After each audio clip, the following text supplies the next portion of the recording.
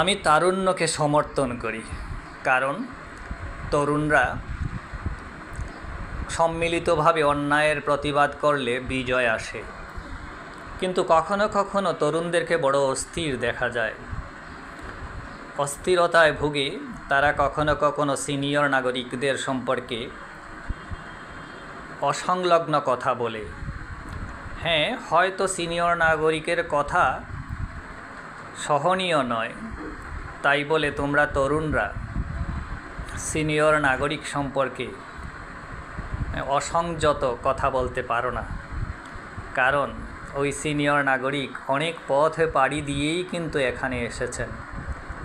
হ্যাঁ, তার যেটুকু পথ পাড়ি দিয়ে তিনি এসেছেন সেইটুকু পথের ওজনও কিন্তু অনেক বেশি, সেটা তুমি জানো না। কাজেই এত তাড়াহুড়ো করে অস্থিরতা দেখিও না।